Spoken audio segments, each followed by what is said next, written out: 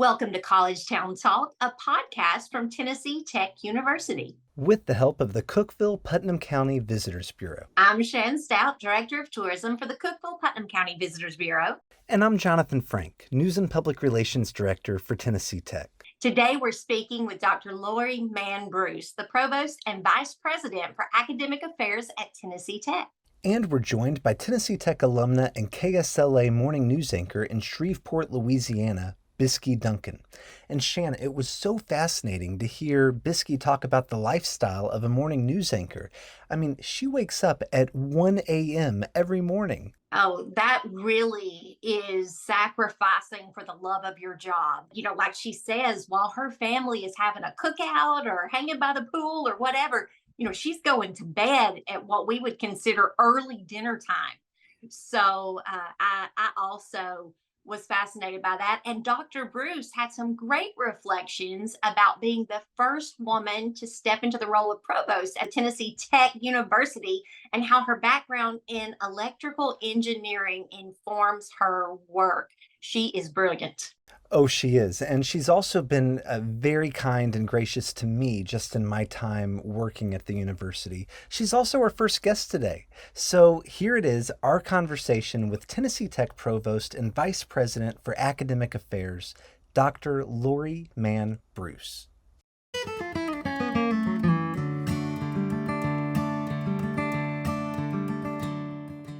Welcome back to College Town Talk. We are now joined by Tennessee Tech Provost and Vice President for Academic Affairs, Dr. Lori Mann Bruce.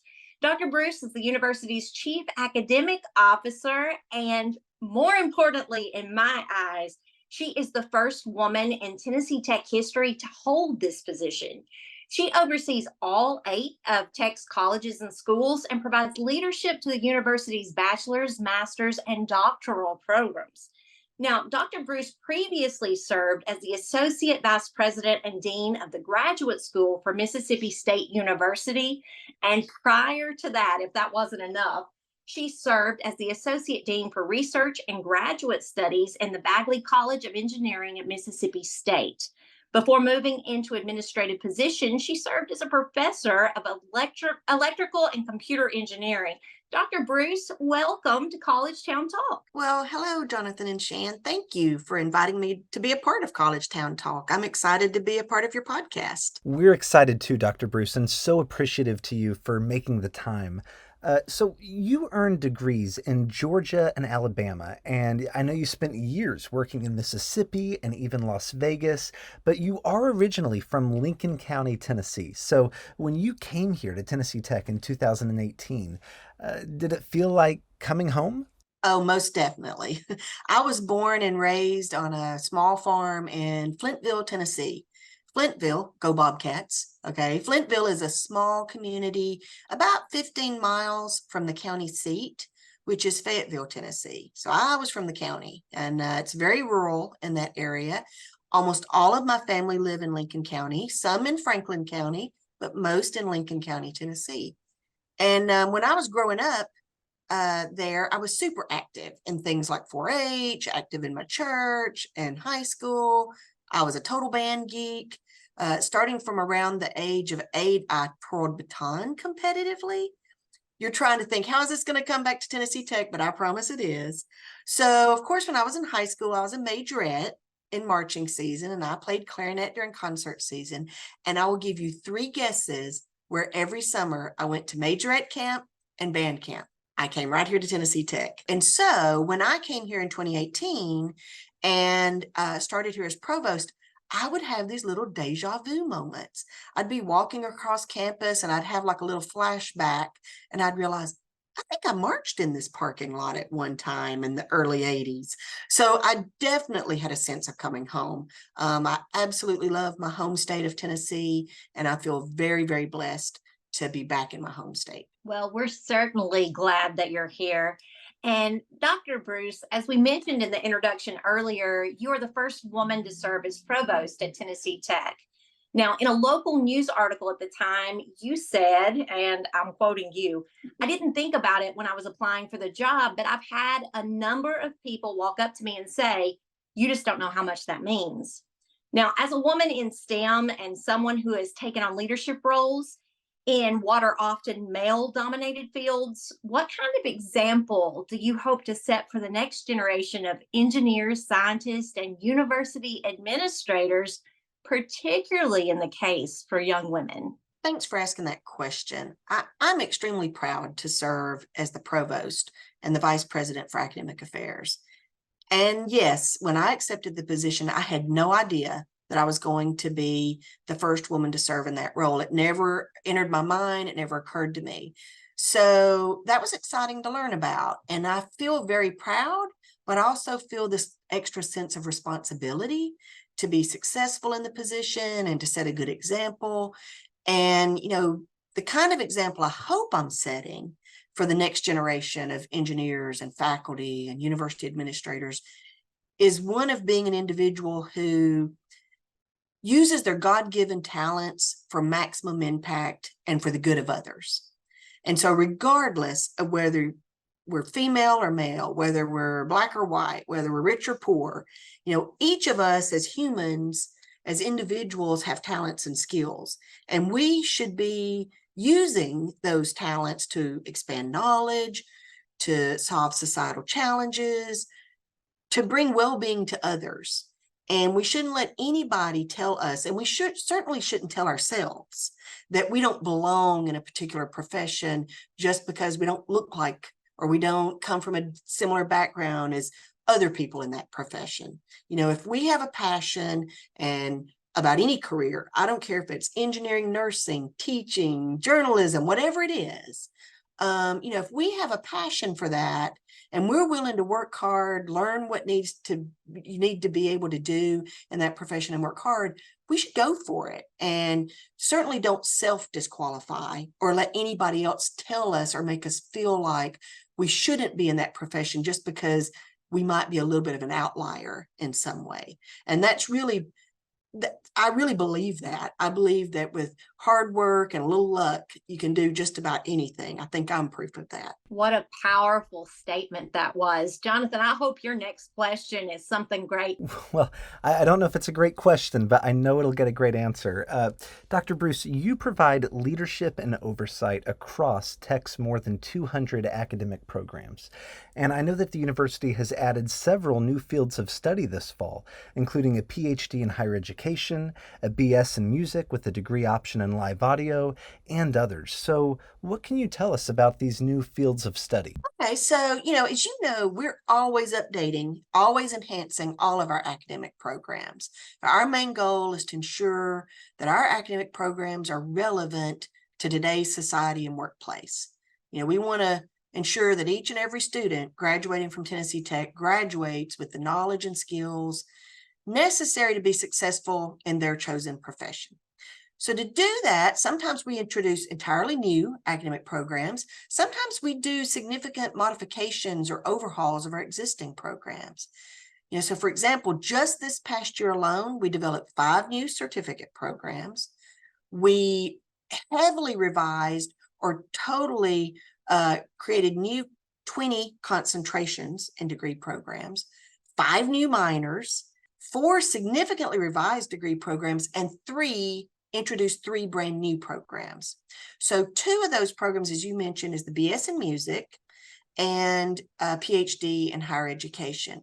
So this year we're rolling out or enrolling students for the first time in our BS in music, and we have included an option in live audio.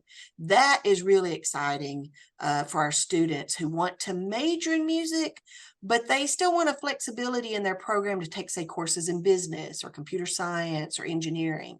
In fact, our electrical and computer engineering department has created a new minor specifically for students in that program. So students graduating from that program can enter into careers like live audio engineering. That's what the industry calls those kinds of positions. So that's a great opportunity, particularly here in the state of Tennessee. It's a great program for students who want to combine music with some engineering. They might not want to go all the way to engineering and get an engineering degree, but they want enough of an engineering background to be able to work on that technical side of the music industry. A lot of students really love that. So the other degree program you mentioned is just starting this fall. It's a PhD in higher education. And this degree program, it's designed mainly for people who are working in higher ed or some profession that's interrelated to higher ed. So for example, people who work at a community college or a university or a government agency that interfaces with universities. So two aspects of this program that I think really stand out and really differentiate it from other programs in the country is that it has a focus on data science and emerging instructional technologies. So students in that program, they will learn how to say mine and utilize data to create solutions and approaches to challenges in higher ed. They will learn how to use advanced instructional technologies to engage and interact with students, whether those students are online or on ground. So with that combination of data-informed decision-making and advanced instructional technologies, the graduates of that PhD program will be prepared to really serve the students in higher ed in the state of Tennessee, really push us forward nationally in those areas. Now, I can see by this answer that tech is very forward thinking and ahead of the curve on what potential students are going to need in their career paths. So, staying on the topic of new degree programs, Tech is also readying a new nuclear engineering degree for the fall of 2024. Now, I understand it will be just one of two nuclear engineering degree programs in the entire state. Why was that important for the university to take this route? That's a great question, because we have a lot of existing engineering programs, so why add another one to the mix? Well, nuclear engineering is entering what's being referred to as a renaissance in that industry. Back in the 70s and 80s, a lot of nuclear engineering programs, education programs in the country, universities closed them down. It just wasn't moving forward in the job market. And now it's entered a phase where it's booming. So currently across the US, there are 92 nuclear reactors, 4 of which are in the state of Tennessee. And those reactors power homes and anchor local communities. Last year, in 2022, the primary source of electricity in the US was nuclear. I don't think a lot of people realize the electricity coming in their home often are coming from nuclear reactors. In fact, more than 40% of the electricity in the US comes from nuclear reactors. And the average age of nuclear engineers working in that field is just over 50 years old. So while the industry's growing, the people working in that field are quickly approaching an age of retirement, which is going to create a shortage within the next few years of nuclear engineers in the country. So in addition to that, the state of Tennessee is looking at a significant growth in the nuclear industry. In fact, Governor Lee's 2023 State of the State address, he said, quote, "No other state in the country comes close to Tennessee's legacy, resources, and potential to be a leader in nuclear engineering." And that is why the governor is investing extensively in establishing a manufacturing ecosystem within the state in that nuclear industry. So we've got this combination of growth in the nuclear industry. At the same time, a lot of the nuclear engineers are kind of aging out of the workplace, and that's going to create a lot of job opportunities for citizens in the state of Tennessee. So Tennessee Tech is trying to be proactive, get this program in place so that the people in the state of Tennessee can help fill that gap in that industry market. Well, and Dr. Bruce, I know that something that I'm really excited about is that, beyond these new fields of study, there's also so many enhancements being made to campus. I mean, the campus has really been transformed since my time as a student.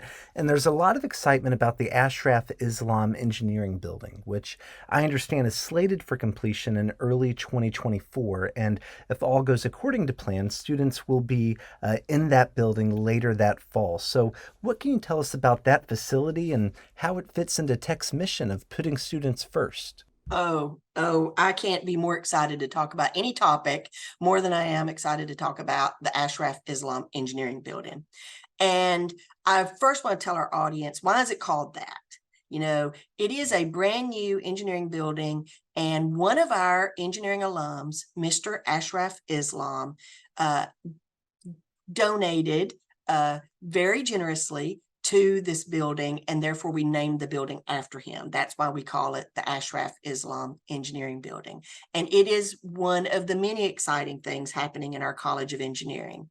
It's so exciting to see the building taking shape. I mean, literally, the 3-story building is over 100,000 square feet. We can see progress every day in the construction. It includes, well, classrooms, of course, engineering labs, both for undergraduates for their classes, as well as research laboratories. The research laboratories are for faculty, for graduate students, and we have a lot of undergraduates that participate in research. We had a ton of input from students when designing the building. And the students said they wanted a lot of spaces for working on team projects.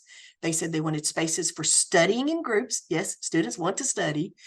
They wanted spaces for receiving tutoring, getting academic advising. So there are a lot of spaces of that nature in the building, a lot of spaces for collaborative work amongst the students. It will also include a large high bay makerspace. We have a very popular makerspace on campus. It's bursting at the seams. So the students are looking forward to a bigger, better makerspace. The building will also be what we call a smart building. So from the very beginning of the design of the building, we've included sensors embedded in the building so that students can study the building. The building itself becomes a laboratory. And then just outside the building, there's a stream that had been years ago forced underground. We're bringing that stream back to the surface. There's going to be a lake. So that's going to be a living water laboratory just outside the building. So the students will be able to use the building, the structure itself, the electrical components of the building, and even the stream outside the building as kind of real life engineering laboratories. That's an aspect of the building I think is really unique. And while the building has all this amazing functionality, it will also be very beautiful. From the outside, the architecture of the building will fit in very nicely with the rest of campus. You guys know that anybody who comes to Tennessee Tech campus recognizes immediately that architectural style of campus. So the Ashraf Islam Engineering Building will have that modified Georgian architectural style, but with a little high-tech modern twist to it. So that's exciting. And I just know the students are going to absolutely love this building. They're going to love spending time in the building, going to class in the building, and just hanging out in the building. It's got a lot of spaces inside it that's going to help them really build community, nurture their friendships, and just spend time together inside the building. So very functional, very beautiful. We can't wait for it to be occupied. Dr. Bruce, this makes me want to go back to school. I can tell why you're so passionate about this particular topic. It sounds absolutely over the top amazing and such a great resource for incoming students to join the university and have this at their disposal. Now, as we wrap up today's interview, we like to end our interviews by asking the same question. What is one way that Tennessee Tech has impacted your life? Gosh, that's a great question. So since most of my time at Tennessee Tech, minus majorette camps and band camps when I was in high school, most of my time at Tennessee Tech has been in the role of provost. So I would say the biggest impact that Tennessee Tech has had on me is providing me with an opportunity to give back to my home state. When I graduated high school, I went out of state to go to university. And following that, I lived in several parts of the US. I lived in France. I've lived a lot of different places. I never had the opportunity to move back to my home state. And I always wanted to. And when the position of provost became available and I was selected for that, it really meant a lot to me to be able to come back to my home state and to serve in the role as provost. And I use that word serve very intentionally. Serving as provost gives me an opportunity to serve the faculty, to serve the staff, but most importantly, to serve the students of Tennessee Tech. Tennesseans deserve the very best university.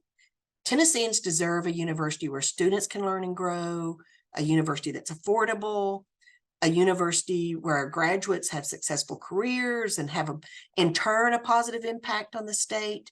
So I'm just extremely proud to serve Tennessee Tech because we're exactly that kind of university. And that's where Tennessee Tech has had the biggest impact on me. Wow, this interview has helped me learn even more about the opportunities that tech has to offer. Thank you so much for being our guest today on College Town Talk. Well, thank you, Shan, and thank you, Jonathan. It's been a joy spending time with you today. And I just want to end by saying wings up. Yes, wings up. And for our listeners, learn more about the Office of the Provost at Tennessee Tech by going to tntech.edu/provost.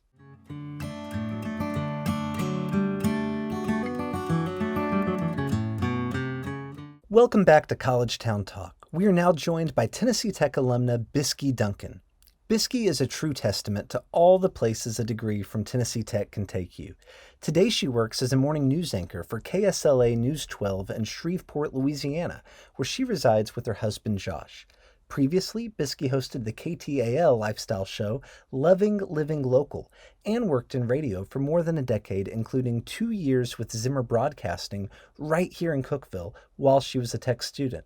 Biskie, thank you for joining us on College Town Talk. Thank you guys so much for having me. I'm excited to go down memory lane and talk about some times at Tennessee Tech University and how it can really open doors for you to go anywhere and do anything you want to do. Well, Biskie, yours is a name that we hear often in OCM, the Office of Communications and Marketing at Tech, because everybody is so proud of your success. And we were talking before we started recording. I know we've even had some of the same professors at Tech, Dr. Wilson and Dr. Witcher and others. So take us back to your days as a Tech student. How did your communications classes prepare you for the career that you have today? Well, I had an excellent experience in the communications and journalism department at Tennessee Tech. You know, everybody says that you're not going to have a favorite professor, but we all have favorite professors. And I'm a little biased, but Dr. Witcher and Dr. Wilson have always been so great to me. As a matter of fact, I still have my mass communication notebook from when I took the class with Dr. Witcher all those years ago.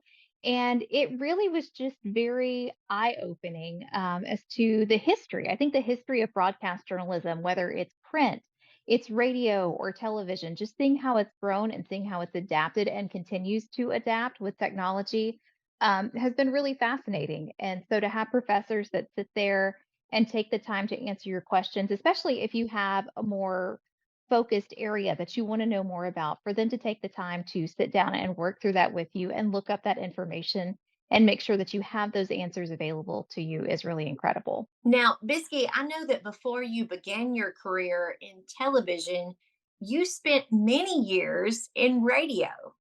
And I've heard it said that you were quite content there. So, that being said, tell us about making the jump to television because I hear that it all started with a phone call. Yes, it did. You know, I have been very lucky. I've had wonderful experiences in radio from starting in Zimmer Broadcasting in Cookeville and working with the legendary Freaky Dave and even Lee Ray when he was there. And, you know, Ray Ray and Philip Gibbons, all of them were so wonderful and took the time to sit down and work with you and teach you the basics. And then moving to Shreveport, those basics were a really good foundation to end up with Alpha Media. And I had some great experiences there. I was able to work every single on air shift across the station and work my way up to being a program director and actually running the station. And it's just really neat to see how it all comes together behind the scenes because radio truly is the theater of the mind. And so you have to be very deliberate in every action and every sound and every single word that you choose because you have such a limited time and a limited venue to get your message across to the listener. And so I loved radio. I never had any plans on doing anything with TV. I took one quick little TV class with Karen Likens while I was at TTU, and it was really interesting, but I went, yeah, no, I'm never going to do this. And then, like many people in the world, when the pandemic started, everything changed and the radio industry was hit very hard. As a matter of fact, laying off about 70% of the radio force nationwide. And so, along with that, as many people experienced, you just absorbed more positions and not through any company's fault, but you're absorbing more positions and not absorbing any extra pay.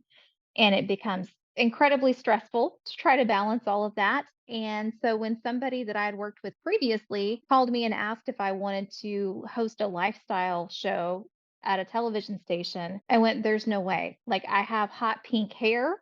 Like there's no way I'm not TV capable. I've never done anything in TV other than this class. And my husband Josh was a really good supportive force who said, at least take the interview and see what you think. He said, if you hate it, you don't have to do it. He said, but at least take the interview. And the interview turned into an hour and a half, and then it turned into going back the next day and finding out that this was something that it was a good expansion of the skills that I had learned in radio, where you have to be very deliberate with your message and your time, but it's adding another element. And I've always enjoyed the possibility of stretching your brain and learning how to do something new. So I kind of saw TV as a new challenge. Biskie, I would like to think of myself as something of a morning person, but you are on the air most mornings at 4:30 a.m. So talk to us about that lifestyle. Like exactly how early does your alarm clock go off in the morning? So my alarm is usually going off when most people are going to bed. My alarm goes off at 1 a.m. Monday through Friday. I know, exactly. I have the same reaction when it goes off. So my day starts at 1 a.m. and I get up and take the dog for a walk, make my coffee, and I get caught up on what has happened overnight. And for me, overnight is really anything after 6:30 p.m. because that's when I have to go to bed. And it's very difficult in the summer when you can hear everybody having a great time in the pool or grilling, and you're sitting here going, okay, I have to go to bed. I have to be the adult. But the day starts early, just getting caught up on everything and then getting to the station about an hour and a half before we go on air so we can go through what the shows have lined up for the day. If we have any guests, if we have any breaking news, who needs to go cover what, and just kind of getting the plan together because it's really important to make sure that the entire team is on the same page because a lot of the times people see maybe one or two people on camera and they think that's it, but in reality there is a team of anywhere between 10 to 20 people behind making sure that all of these pieces are perfectly orchestrated, and they deserve just as much credit as we do being out front. Absolutely. I love the collaborative props that you're giving everybody because it does take a village in so many roles. Now, as a news anchor, you've dedicated yourself to telling the stories of people in your community in Louisiana. I imagine you've gotten to share many good, uplifting stories, but we also know that sometimes bad news is unavoidable. Do you have a favorite good news story that you've gotten to share? And what about the hardest news story you've ever had to cover? Oh, good news stories there. They are the reason that we stay doing what we're doing because as you mentioned, they are unfortunately few and far between. So it's hard to choose one good one because there are so many that I think highlight. I'm a big believer that you always have to be looking for the good. So it makes me really happy when I'm able to share the story of, how a kid saw the neighborhood people struggling, like whether it's a trash service person or a delivery person or they saw somebody in need in the community. Kids are amazing. So the kids' stories are probably my favorite to show that these children have such good and pure hearts from a young age.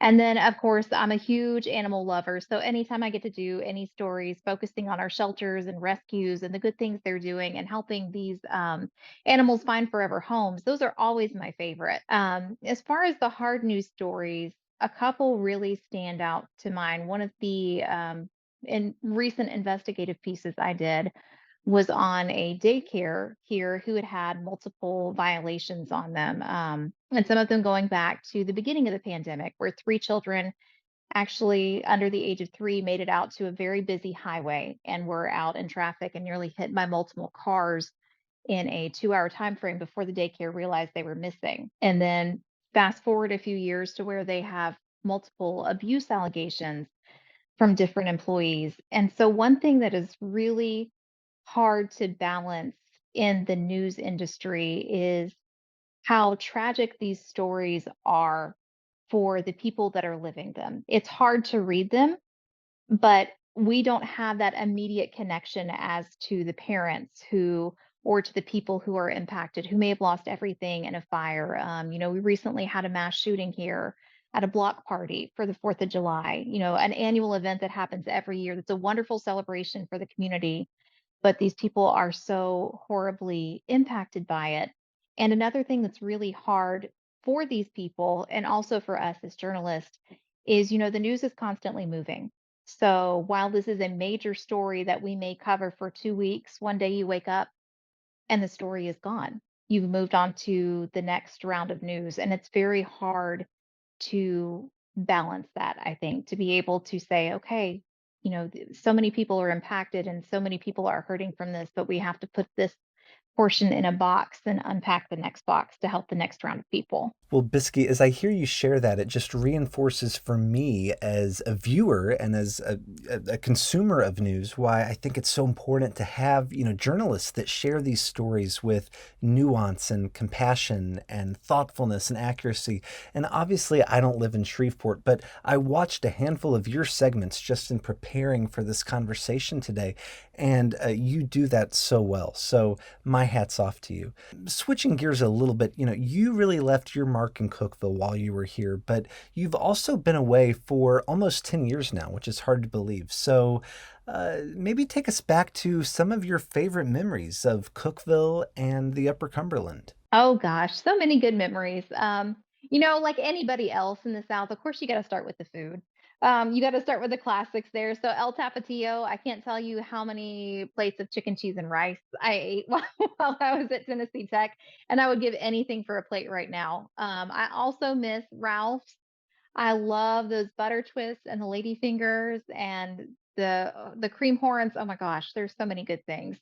So many good things food wise in Cookeville, but also so many good people. While I was at Tennessee Tech, I spent a lot of time in the university center. I spent a lot of time on the South Patio and a lot of time with the professors, the ones that I mentioned there, but also I'm really grateful for this because in my senior year, I actually had to sub out a class last minute. So I ended up doing debate with Dr. Graham Cash. And as everybody knows, Dr. Cash is definitely a Tennessee Tech legend. And he will push you to do things that you never thought you would ever do and you would never thought that you wanted to do.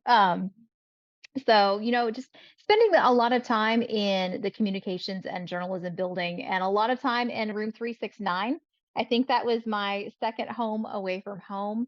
But just the overall experience, getting to see how wonderful and beautiful the Cookeville community is and the surrounding area, living in Sparta, there are so many hidden gems that you do not appreciate nearly enough until you move somewhere and you go, what? We don't have waterfalls? We don't have all of these wonderful parks that we can go to? All of these great places? We're so close to Nashville. We're so close to Knoxville. Living in the Cumberland area really is a blessing that a lot of people don't appreciate, unfortunately, until they move away. And I would give anything in a heartbeat to be back there. Well, Biskie, I really appreciate your answer. The first part of your answer made me hungry, so I'm going to have to go across the street to get a Ralph's Donuts now. I'm going to get a twist in your honor, and Thank you. also the beautiful landscape here of the natural assets we have are very valuable and oftentimes overlooked for people who live here. But of course, in tourism, we appreciate that on a regular basis. Best part of my job. Now, speaking of my job, I need to navigate you to answer the same question that we end each interview with. And that is, what is one way that Tennessee Tech has impacted your life? Okay, well, Tennessee Tech has definitely opened a lot of doors for me, as I've mentioned. But one thing that I think is really important because so many people ask me, they're like, oh, so you went to a major television school, you went to a major journalism school. And I go, well, actually, I went to an engineering school, which I know sounds very odd on paper because math, numbers, any of it, any journalism major will tell you, ugh, no, terrible. Um, and my degree is technically in print journalism and web design, which I suppose technically on paper, I've never done anything in either of those fields. But it gave me the groundwork and it gave me the basics to be comfortable going into these other venues. Because, like we talked about, if you had questions about radio or about TV, the professors take the time to sit there and work with you, and they will find an avenue to help educate you. And taking classes like debate and the countless speech classes I took really opened a venue to be comfortable communicating with others, because I can't tell you how many people I work with in the media industry that are very comfortable doing what they do in front of a camera, but putting them in front of a crowd to MC something or to host an event is terrifying to them. But I firmly believe that being able to do what I did at Tennessee Tech set me up for success in both realms. Nobody likes to watch themselves on TV, and I'm right there with them, but it's important to be able to do that to get the message across. But it's also so important to be able to have those communication skills, whether it's one on one in a conversation like we're having right now, or communicating with a large group of people and making sure that they are aware of what the area has to offer for them and how we can help them and how we can help make their life better. Biskie, thank you so much for spending your time with us today. And you may not know it, but you are a role model for many students that are currently at Tech and looking towards what you've accomplished and with hopes of what they might be able to accomplish. And that's a beautiful, beautiful um, signature to you. I love everything that you've done with what you learned with your degree and your mentors and people that impacted you. And thank you so much for being a guest on College Town Talk today. Well, thank you so much for sharing your time with me and letting me be a part. I'm very honored that you guys let me come back and hang out with you guys. And for our listeners, you can find Biskie on Facebook and Twitter using the handle BiskDTV, and you can find her stories for KSLA at ksla.com. We want to thank Dr. Lori Mann Bruce and Biskie Duncan for joining us here on College Town Talk today. And if you're enjoying this podcast, please take a moment to subscribe, review, and share. Join us again next week for more conversations from right here in Cookeville, Tennessee's College Town.